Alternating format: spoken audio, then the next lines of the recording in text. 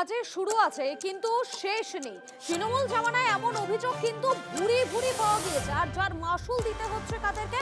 আম জনতাকে। ভাবতে পারছেন, একটা সেতু 10 বছরেও তৈরি করা সম্ভব হয়নি। পুরুলিয়াবাসী অবশ্য সেটা একেবারে চাক্ষুষ করছেন। দেখুন একবার। শুরু হয়েছিল 2016 সালে, আর আজ 2026, মাঝে 10টা বছর বেরিয়ে গেল, অথচ এই কাটাবেড়ার ব্রিজ এখনো সম্পূর্ণ হলো না।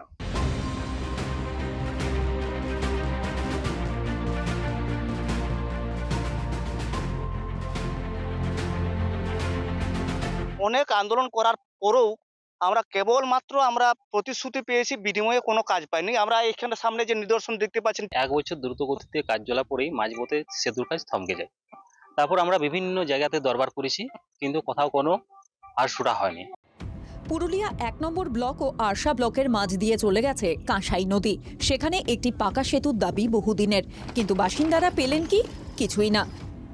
2016 সালে নদীর ওপর একটি সেতু তৈরির সিদ্ধান্ত নেয় তৎকালীন তৃণমূল সরকার। সেতুর জন্য 9 কোটি 24 লক্ষ টাকা বরাদ্দও হয়েছিল।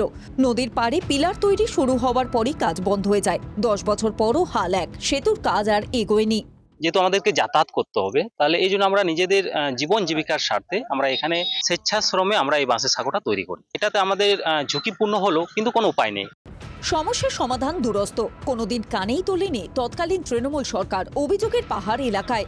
রাজ্যে পালা বদলের পর এখন নতুন সরকারের দিকে তাকিয়ে এলাকাবাসী। ইতিমধ্যে বিধায়ক জলধর মাহাতো বিষয়টি নিয়ে তৎপর।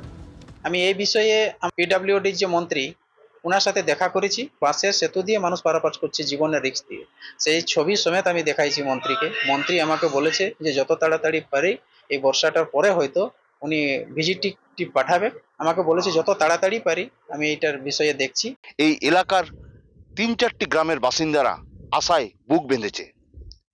কতদিনে এই কাজ শুরু হয় সেটাই এখন দেখার। এদিকে পূর্ব ও পশ্চিম মেদিনীপুরের সংযোগকারী দুর্বাচটি খালের হাল দেখছেন। সেতু বাঁচাতে এখন জোর কদমে চলছে পানা সরানোর কাজ।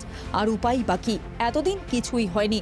তৃণমূল জামানায় খাল পরিষ্কারে নজর দেওয়া হয়নি বলে অভিযোগ। এখন কজবের একদিক কচুরি পানায় ঠাসা, ফলে জল দ্রুত সাফসুতরা না করা হলে বিপদ আসন্ন।